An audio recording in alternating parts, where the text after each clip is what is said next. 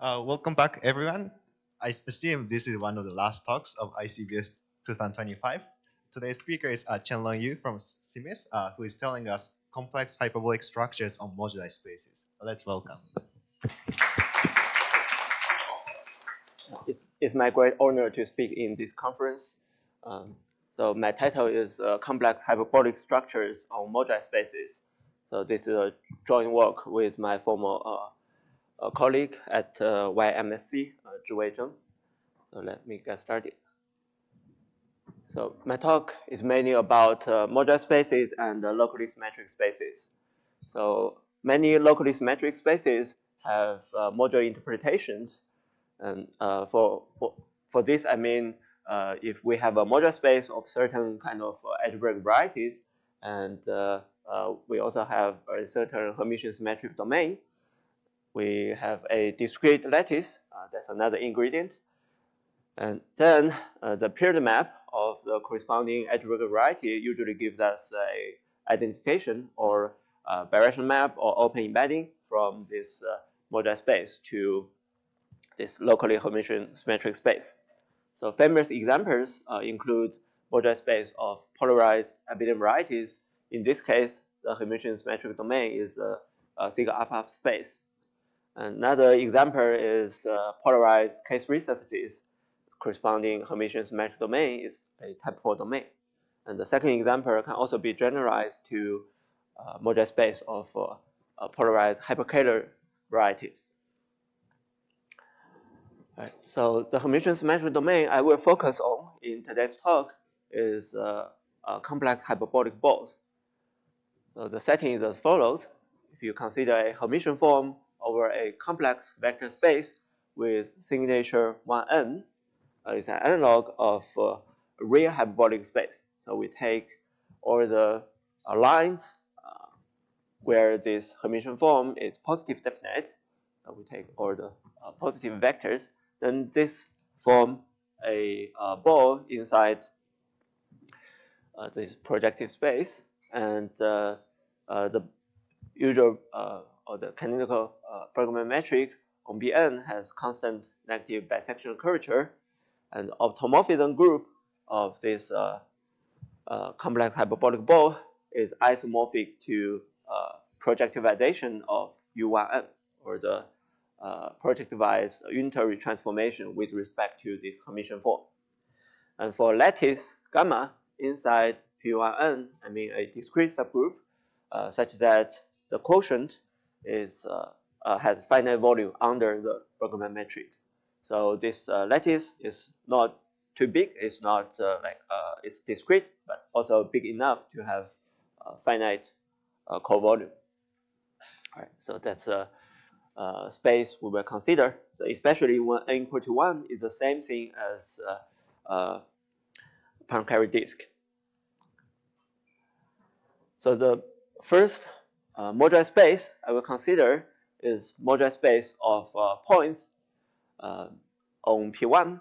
So this already started by Euler, Riemann, Schwarz, Picard, Schmor, and then in 80s, the Limostal system gave us a more complete classification of those monodromy groups, or those lattices arising in this case. So the space we will consider, the algebraic variety we will consider, is a cyclic cover of P1. So we will have this equation, this y to the dth power is equal to some with some branching data over points over P1. So for simplicity, I will require those weights or those quotients is between 0 and 1. Otherwise, we can always do some bidirectional transform to transform it into this region, or just omit some non-branching points. And then I also require the summation of those mu I is an integer to avoid any branching data or branching information at infinity. So that's just some generic assumption. And then the cyclic group will act on this curve by just acting on y variable. And it decomposes the h1 of C mu by characters. So we will focus on the following case. We will assume the summation of the weights equal to 2.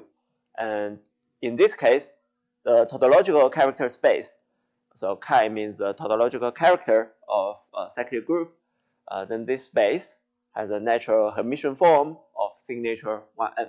So that will be our vector space, complex vector space with Hermitian form signature 1n. And the modular space of such C mu, you can see that the curve is given by or is determined by the position of those branching points.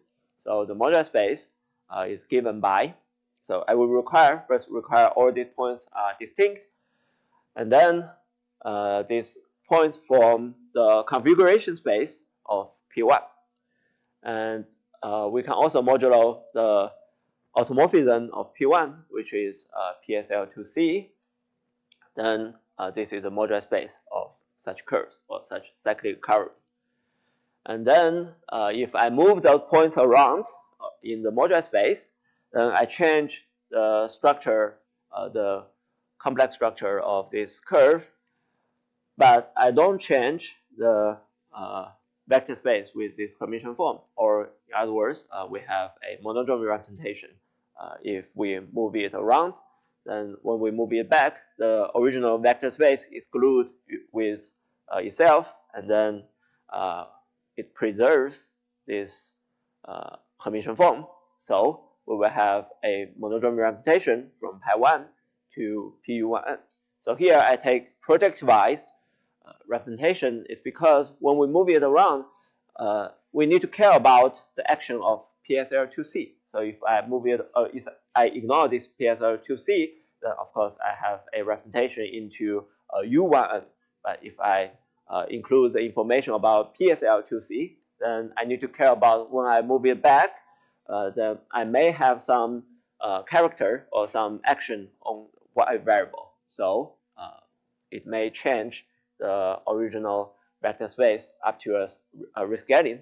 That's why the representation into PU1 instead of U1n. And the image, I will call it gamma mu, is the monodromy representation for this family of cyclic curves, and it's related to the Gessner representation of the pure braid group. So if you fix one of the points to be infinity, and then all the other points are moving in the configuration space of C, and then the fundamental group of configuration space of complex plane is just a pure braid group. And then the representation is into U1n, and is also one of the famous representation for pure braid group specialized at those some kind of this root of unity. So people study this kind of representation from different points of views. And last, we can also compactify this modular space. So this modular space is a quasi-projective variety, and if we have suitable polarization for each P1, and then we have a polarized variety under reductive group action SL2C, and we can talk about its GIT compactification. And in this case, it's very nice. The GIT compactification is actually isomorphic to the so-called Betti-Borel compactification of those Borel quotients. Of course, in this case, I need to require this gamma to be discrete in order to have a quasi-projective variety. But for most of those mu's, this monodromy representation or this image is not a discrete subgroup. So that's the case for dimension 1. It's a modular space of points. And let me specialize to a classical case when n equals 1. So when n equals 1, we have 4 branching points. I can move those points to some standard position like 0, 1, infinity, and there is a one-dimensional freedom to move one of them. Then this corresponds to the monodromy of hypergeometric functions, the classical Gauss-Euler hypergeometric functions. So it has a power series expansion as follows. So you have 3 parameters A, B, C, and then it satisfies a second-order differential equation. So that's exactly the differential equation for the so-called Picard-Fuchs equation of these families. So the second order differential equation has two solutions. So one of them has this integral representation, and then this integral representation just corresponds to the equation we wrote down previously for this cyclic cover if I choose all these parameters to be rational numbers. And you may just see 3.01 and then 1 over x here, but in fact, infinity is also a branching point. So you have usually for generic parameters, you have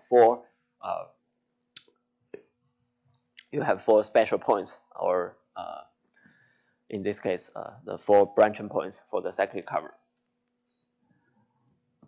All right, so we have more examples of moduli spaces with complex hyperbolic structures. So in the previous example, it's just a moduli space of points over P1. And then Kondo also has these two famous examples of moduli space of curves of genus 3, curves of genus 4. And then Alco, Carlson, Toledo, they study moduli space of cubic surfaces, moduli space of cubic threefolds. And then Loyanga, Swisper also independently have this work. They all identify the moduli spaces to a Ball quotient. So the monodromy representation for the previous case, let's look at the dimension 1 case.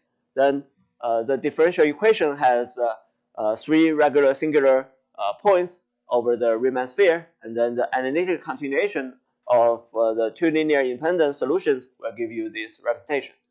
And then Schwarz showed that the properties of this differential equation is closely related to the monodromy of these differential equations.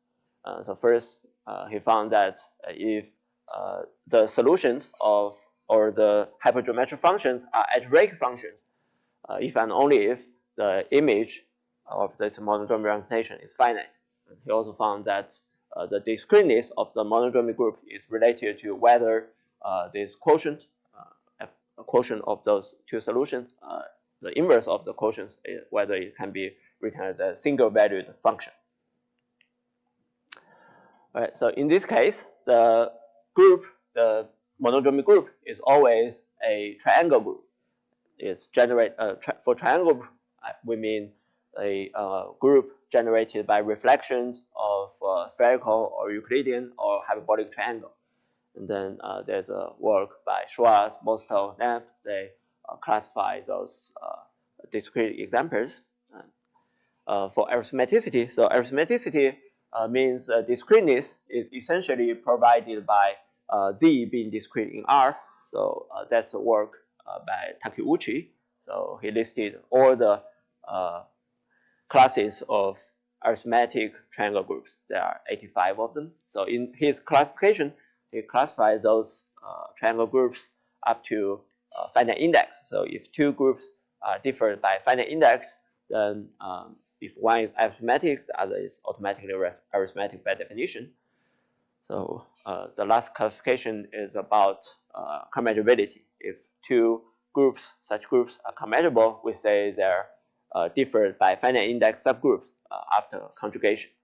So in this case, it's just a commatability, or whether you can have for example, a smaller triangle to fill in those two different shapes of triangles. So that's essentially a geometric question about triangles. So we have a complete classification of those monodromy groups for n equal to 1. So for example, for discreteness, when n equal or greater than 2, then it's surprising that there are only finite many of them. So for the previous case, for n equal to 1, there are infinite many of them, especially when you specialize to hyperbolic triangle. So there are infinite many of them, but in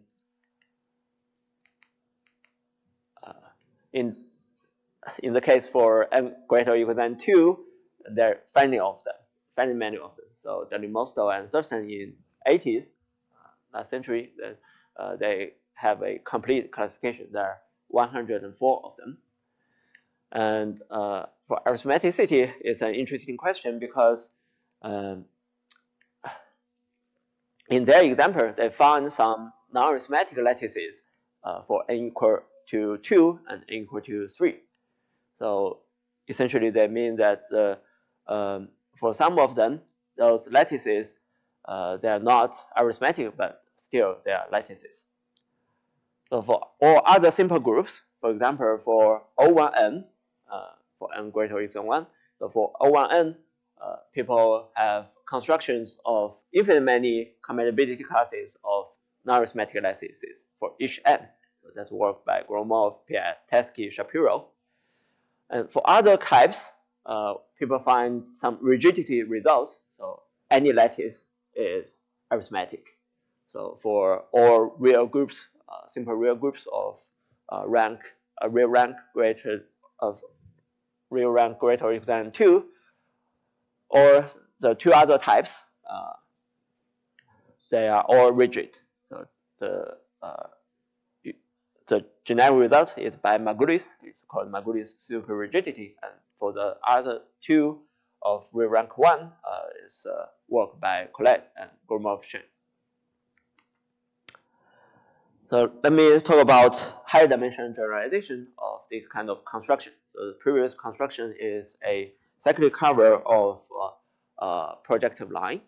So we can also discuss a cyclic cover of products of P1. So that's essentially the work by Kondo when he studied curves of moduli space of curves of genus 4. So we know that for a non-hyperbolic non-hyperelliptic curve of genus 4, then if we consider its canonical embedding into P3, it's a complete intersection of a quadric and cubic. So for a quadric, for a smooth quadric in P3, it's just a P1 cross P1. Then this D, or this curve, is a degree 3-3 curve on this quadric, or on this P1 cross P1. And then we can take a triple cover of this quadric, this P1 cross P1, branching along this divisor D. Then this gives us a surface. So in fact, this surface is a K3 surface. It's a Calabi-Yau in dimension 2. And then we can also consider the cyclic cover. We can also consider the cyclic group acting on this K3 surface. Then the middle dimensional cohomology of this K3 surface has a decomposition according to its character. So the tautological character space has Hermitian form with signature 1,9. And then the period map of this K3 surface, or the moduli space of this K3 surface, or moduli space of genus 4 curve, is birational to a hyperbolic Ball quotient of dimension 9. And in this case, the monodromy group, in this case, is always a arithmetic subgroup. So similar construction can also work for genus 3 curves. So in this case, you take a degree 4 cyclic cover over P2. You also consider the canonical embedding of genus 3 curves into P2, and then the degree 4 cover over P2 also gives you a K3 surface. And then you study the character space of those K3 surfaces. Will also give you a convex hyperbolic ball of dimension 6. And also for cubic surfaces and cubic threefolds, you consider cyclic cover over P3 or over P4, branching along those divisors. And then those varieties in cubic surface case, you consider the corresponding cubic threefold with cyclic symmetry and intermediate Jacobian, similar as Jacobian of the curves, will also decompose according to the character. And then those give you a complex hyperbolic ball of dimension 4. And the last case, it will have a complex hyperbolic ball of dimension 10. So for higher dimension, for example, for dimension 3, we can consider some degenerate structure of degree 6 divisors. We can consider 6 hyperplanes. So that's also a very special example. You can consider a cyclic cover of P3 branching along 6 hyperplanes. So the modular space now is modular space of hyperplanes in P3. And in this case, the cyclic cover also gives you a Calabi-Yau. Now it's a Calabi-Yau of dimension 3. And this is a Calabi-Yau orbifold, which admits a Krapin resolution. And we can see that the Hodge number for this Calabi-Yau orbifold is 1331. And the group action here decomposes as 1300 and 0031. So the tautological character space will also have a skew Hermitian form, or after twisting, as a Hermitian form of signature 1, 3. So the period domain for such Calabi-Yau threefold is a 3-dimensional hyperbolic ball. And this one, these three planes, is also related to 6 planes is also related to 6 points over P1. So you can consider the symmetric product of P1, 3P1, and you consider these 6 points, and then after the symmetric product, after this quotient, you will get P3, and those divisors will correspond to 6 hyperplanes. And in fact, this gives you an open subset inside modular space of 6 hyperplanes in P3. So this is also related to the Demosthenes example, or to the cyclic cover of P1 by the symmetric quotient construction. And Sheng and Xu, they later proved global duality also for this family of Calabi-Yau threefolds. So usually it's hard to prove global duality for Calabi-Yau threefolds. And Sheng and Xu later also classified those examples for cyclic covers of Pn branching along hyperplanes. So they classified when this moduli has this kind of decomposition structure, or the period domain is a ball quotient. So there are, I remember there are only 3 of them. So our work is to generalize this in both directions. We have a generic base, and we can also have a general normal crossing divisor instead of, for example, in Kondou's work, is a smooth curve, or in Elko, Carson, Toledo's work, is always smooth cubic surface or smooth cubic threefolds. So we study a degeneration of those kind of examples. So we will have a cyclic cover. For example, the first examples we consider is still a degree 3 cyclic cover of products of P1. So this one is P1 cross P1 cross P1, and it has branching divisor in this linear system. So the summation of those divisor is inside O333. And since it's normal crossing, so the type of those decomposition is given by a partition of 333. And each divisor varies in this linear system. So we will also have a family of Calabi-Yau orbifolds. And in the joint work with Zhiwei Zheng, we classified when this period domain is a complex hyperbolic ball. So we have a complete classification in this case. They are given by these 4 maximal examples. So for example, if the divisor has this decomposition 330 and 033, or the other 3 types, then their modular space are complex hyperbolic ball of dimension 9, 9, 7, 6. And if we take any refinements of those partition, then we will also get some complex hyperbolic ball, but the dimension is smaller than these numbers. So for the first example, it also appears already in the work of Bazine, Bossier, and Rode. They also come up with this example from different constructions. So let's look at what we mean in the classification by refinements. And there's a universal property for this kind of cyclic covers. So if we have a cyclic cover, degree D cyclic cover branching along simple normal crossing divisor, and the summation of those divisors is in this linear system. So this Kx is divisible by D minus 1. Then this will give us a Calabi-Yau n-fold, and it's a Calabi-Yau orbifold. And the partition of the D will give us a partition of this kind of divisor. And if one partition gives us give us a period domain being complex hyperbolic ball, then any refinements of those partitions also preserve the ball type property. That's why we only need to classify the maximal exemplars. And when D equal to 3, there is another construction from lower dimension exemplar to high dimension exemplar. It's called half twist. And the base is just original base product with P1. And the divisors is divisors product with P1 together with X with product with 3 points. So in the previous example,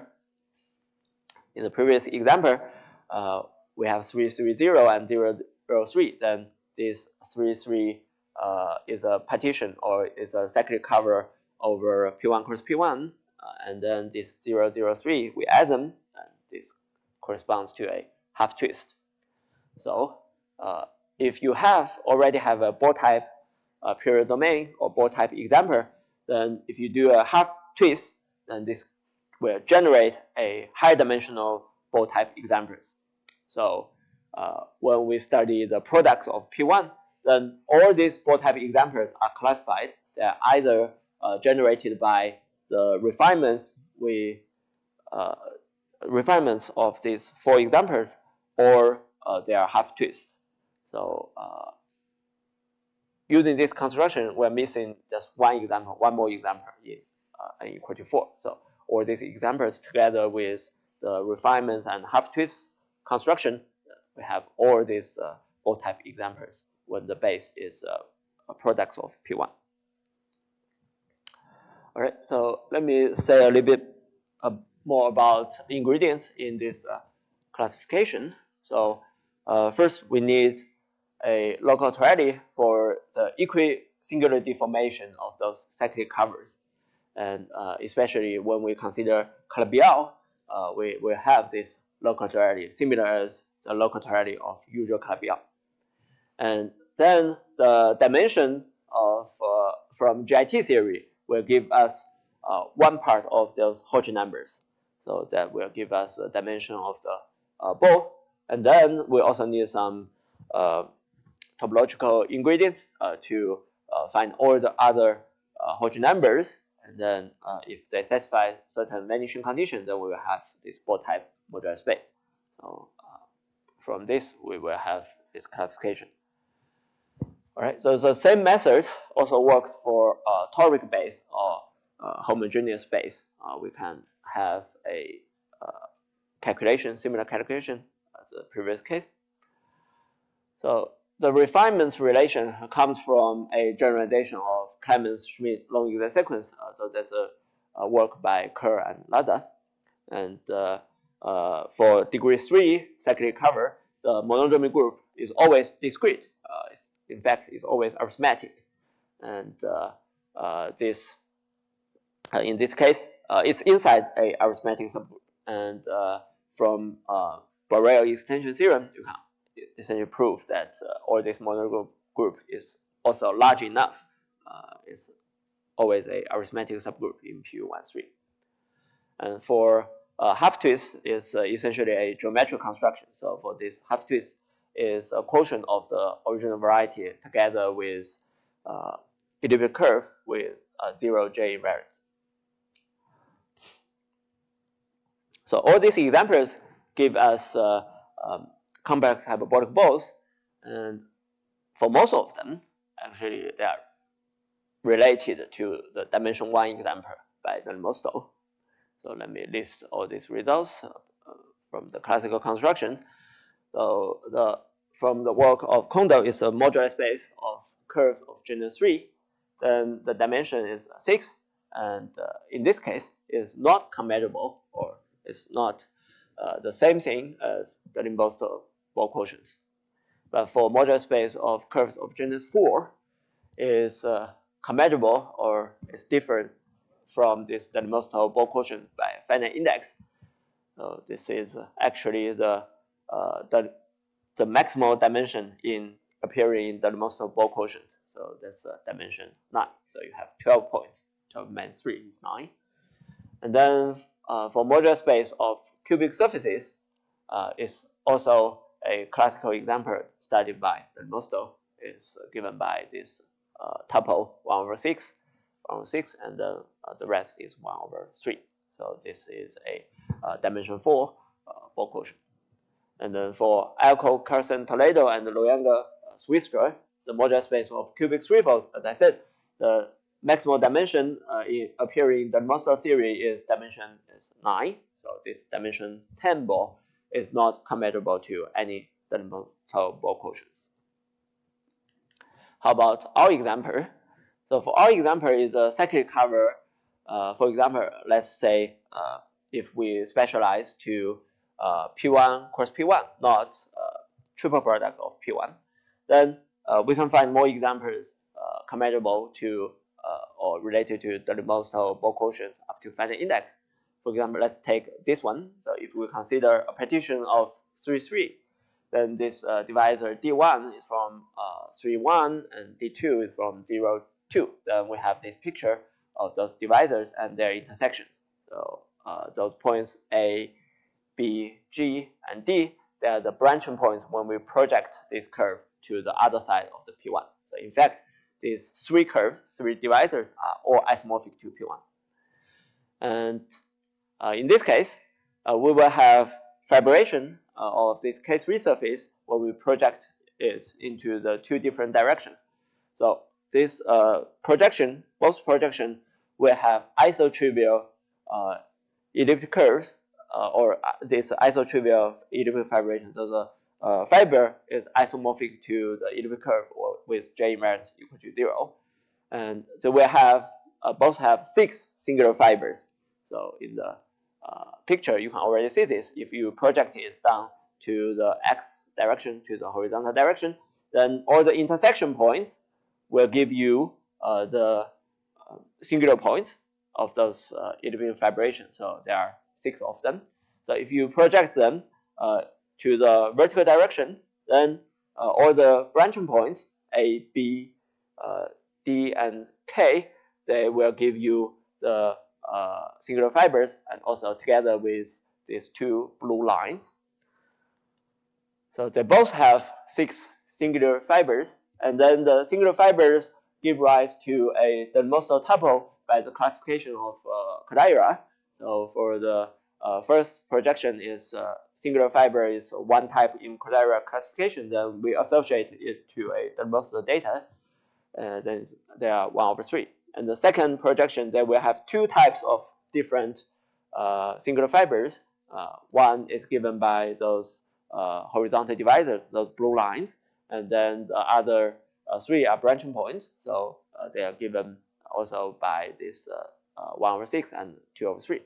Now, the corollary in this case, so if we consider these 2 relations to the Limbosto's example, then the corresponding monodromy group in 1-dimensional example, they will have a finite index, common finite index subgroup coming from the monodromy of those surfaces.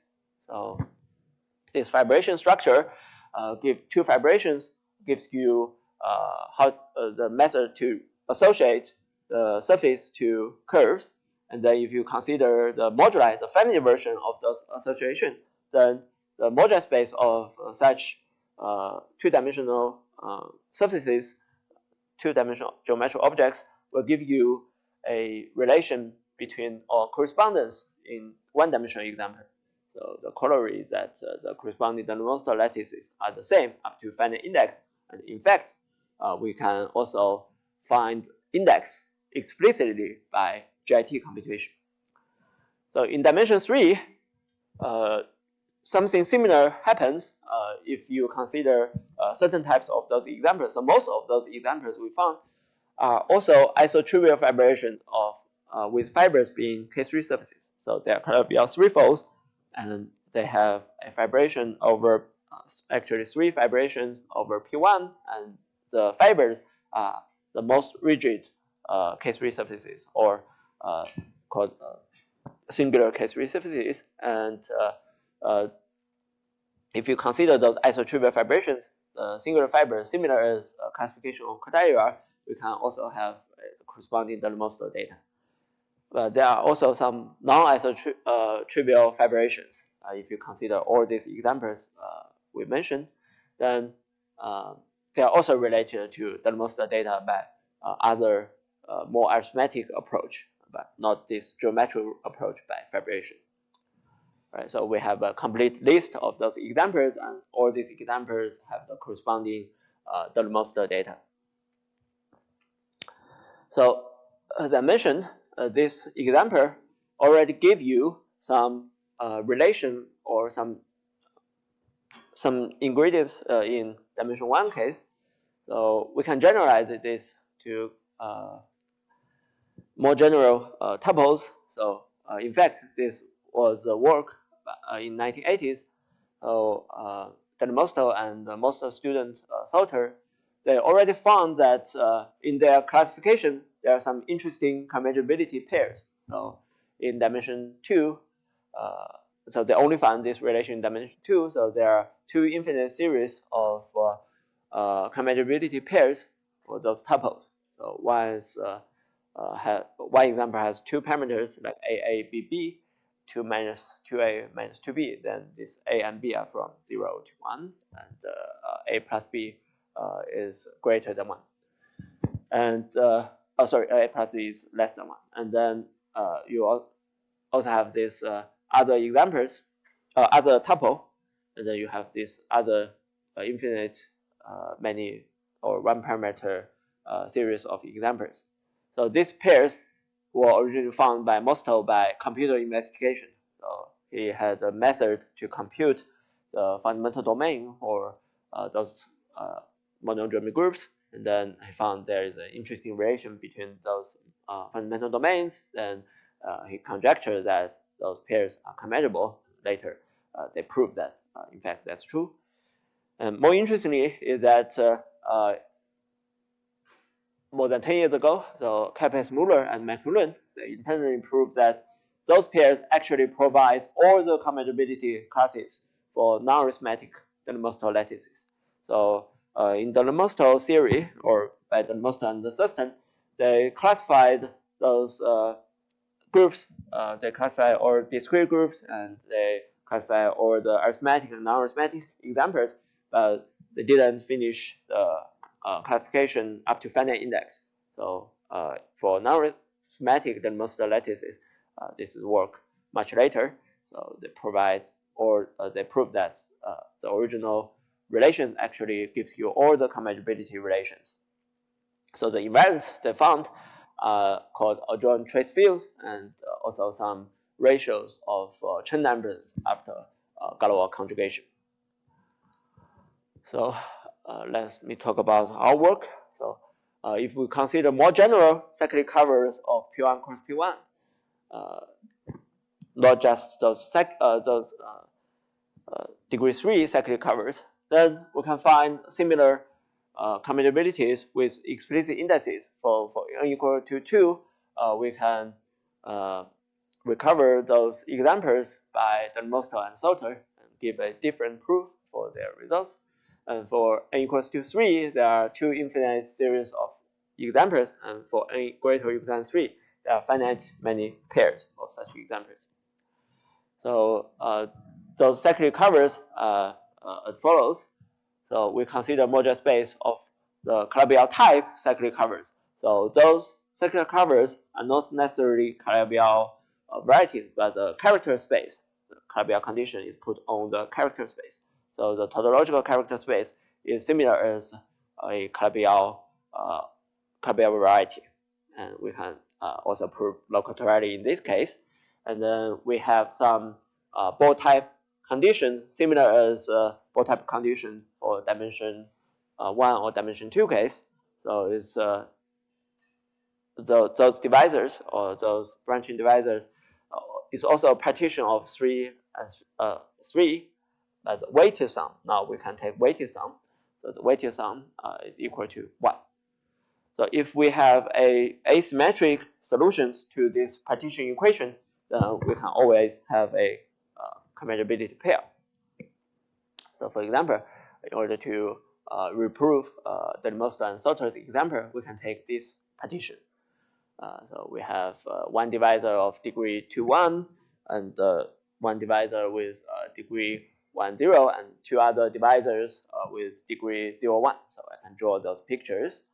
And then this y also admits also this weight, those A1 and A2 will satisfy these 2 equations. So in fact, you have 2 freedoms or 2 free variables from the linear equations. Then the variety y, this surface y admits 2 fibrations with 5 singular fibers. So if you project down to the horizontal direction, then the intersection points will give you 4 different 4 singular fibers, and then this vertical divisor will give you 1 more singular fiber. If you project to the vertical direction, so the branching points will give you 2 singular fibers, and then the intersection point will give you 1, and then those horizontal divisors will give you 2. So if we consider these 2 fibrations with those 5 points, 5 singular fibers, then they will give you a commutability relations for those 2 Delmostal monodromy groups. All right, so that's one geometric construction to generate commutability pairs. So in order to have a complete, so our goal is to have a complete commutability classification of those discrete groups in the Delmostal substance work. So we also need some commutability invariants to distinguish them. So if we consider D to be the common denominator of those rational numbers mu I, then the real cyclotomic field is F. Then these 2 groups are commutable, implies the corresponding PU or projective unitary group are the same as F algebraic groups. So this implies the F forms of this algebraic group is a commutability invariant. So in the Delmostal theory for n greater or equal than 2, this means mu and nu share the same complex, share the same cyclotomic field. So this is something very special. For n equal to 1, this is no longer true. For, so they are isomorphic to they are isomorphic as F algebraic group, but we may have a different complex cyclotomic field. So essentially, that's an example, or the only pair we need to distinguish is a pair with denominator 4 and 6. They are the same, so greater n equal to 1. Then we have some examples with the same Q algebraic groups, but the corresponding CM field or the corresponding cyclotomic fields are different. So if these 2 F algebraic groups are the same, then if they share the same complex cyclotomic fields, then this means or equivalent to this Hermitian form being conformal. So when we say they are conformal, we only allow to use coefficients from a real cyclotomic field F. And for arithmetic examples, this is also a sufficient condition. So this is also equivalent to those 2 groups being commutable.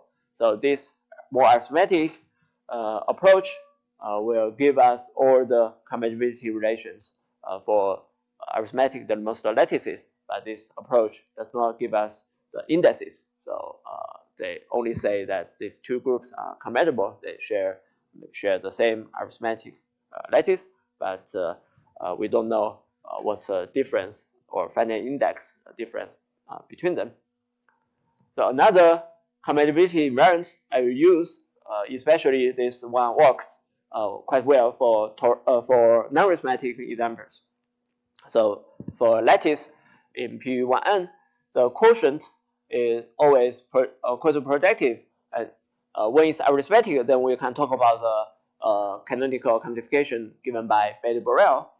But in non-arithmetic case, this is given by the work by Xu and Yao. They have a quantification of such kind of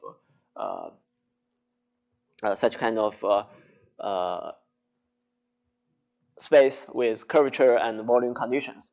So in their quantification, they also add points at infinity. So for non-arithmetic lattices, we have to use this work by Xu and Yao. And the resolution in this case is called toroidal quantification. And for arithmetic case is a work by Ash, Mumford, Rappaport, Tai. It's called toroidal quantification. And then for the non-arithmetic case is a work by Mock based on work of Xu and Yao. Then the boundary divisors we add in this case is quite simple. They are quotients of abelian varieties of dimension n-1. So we have another compatibility invariant. If those two discrete groups are differ by finite index, then this also implies the corresponding abelian varieties are isogenous. So if we compute both arithmetic and non-arithmetic case, we compute those boundary divisors, we can find whether they're isogenous or not, or whether they're compatible or not. Then this gives us another compatibility invariant. So together with the compatibility relation and invariance, then we have a complete classification of those 104 Delmoster lattices up to a finite index. So we find that they form 38 compatibility classes with explicit compatibility indices. So that's given in our paper. There's a big table there. I should say that the ingredients in the proof is iterative, so we need to calculate those Hermitian form over cyclonomic fields. So there's an iterative way to calculate those Hermitian forms and their determinants. And later we found that actually in the story of Gessner representation of pure braid group, there is also a more general notion of Hermitian form over some ring, and this calculation is similar for the calculation in those cases. So for those examples, so for people interested in geometric group theory, they study this representation of pure braid groups, and the same Hermitian form also appears, and a similar method also appears. And in the second part, if we need some invariance to determine the F-conformal class of those Hermitian forms, another one is called the signature on the Galois conjugation. So this invariant is already found by Durox, Parker, Poppert as they called it the signature spectrum. And then the toroidal divisors, the calculation is also from the Delmoster theory, but the Delmoster theory for Euclidean cases. So you can see this as a generalization of Euclidean triangle groups. So in this classification, we use this to finish our calculation for compatibility invariance. All right, so let me say something more other than cyclic covers. So we can also consider Calabi-Yau threefolds with more symmetries. This is a joint work with Sun and Zuo.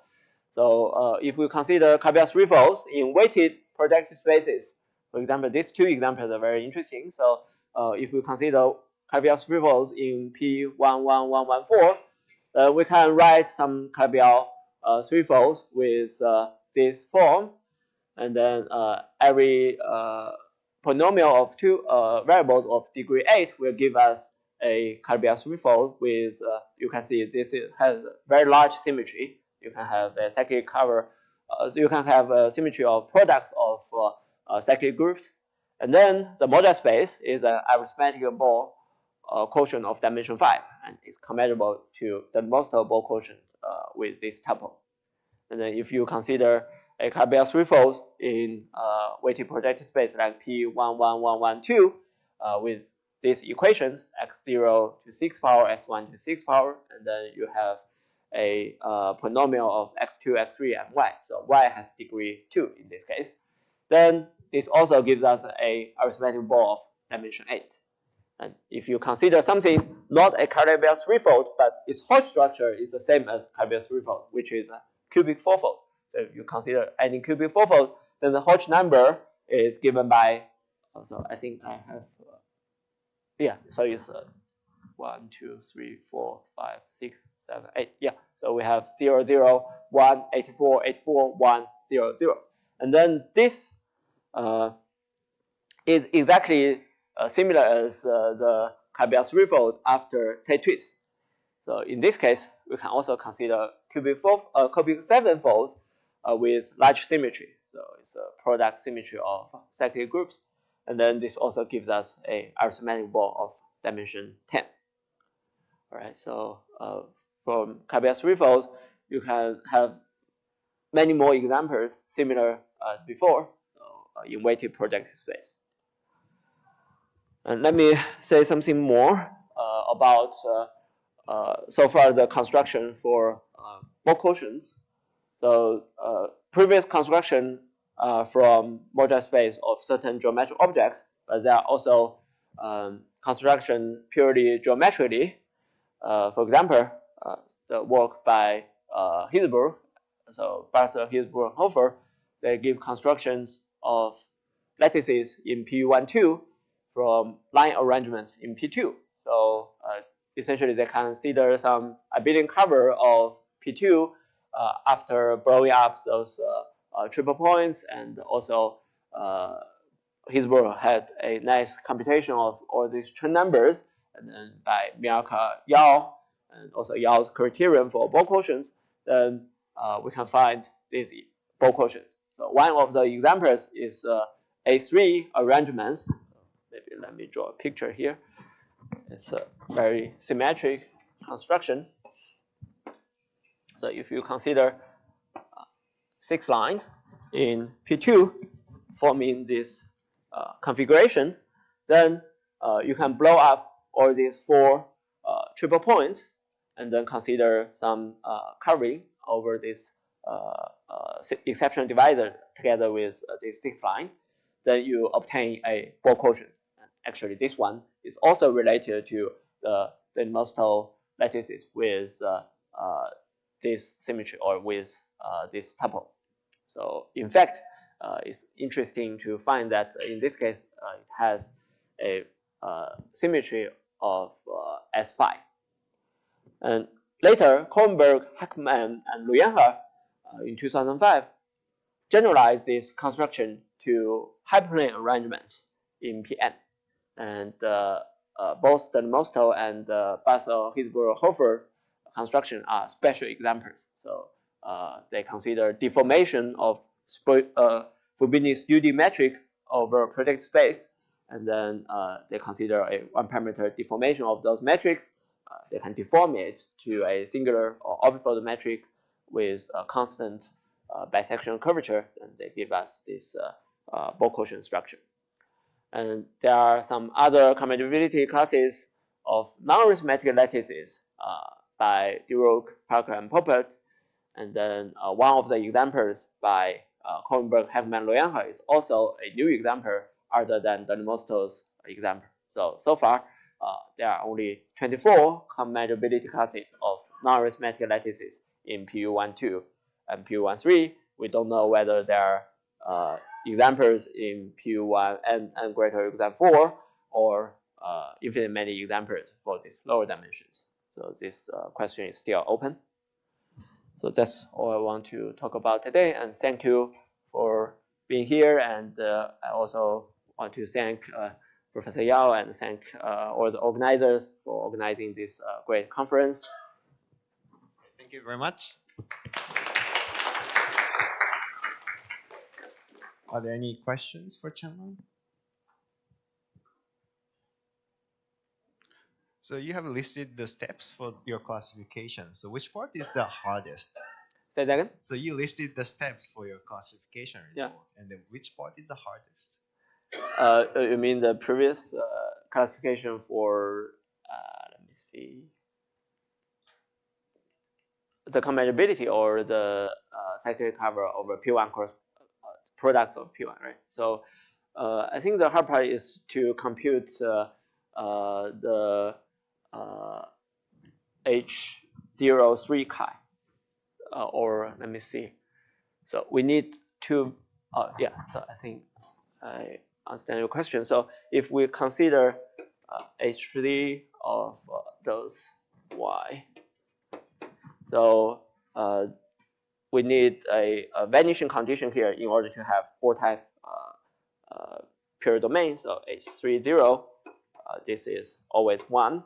And then H21, this is given by GIT. And then H12 chi and H03 chi. So this one is always 0. So the hard part is to compute this and try to see when this is 0. And also in high dimensions, other than these two or these two and the last one, or the middle ones are hard to compute. So we need some computation methods to find those numbers. So in fact, we find some interesting combinatorial inequalities when we consider those things. And then we have two big combinatorial numbers given by those partitions. And then we need to verify that when these two are equal. And we find that actually they are given by all the refinements of those numbers. So that's why like their refinements also gives you those Boole quotients. Yeah. So I think the hard part in this classification is to try to determine this Hodge number or the Hodge number other than the ones given by holomorphic N form or the ones given by GIT. So the ones doesn't given by these two methods hard to compute. Yeah. Any other questions? If not, let's thank the speaker again. Thank you.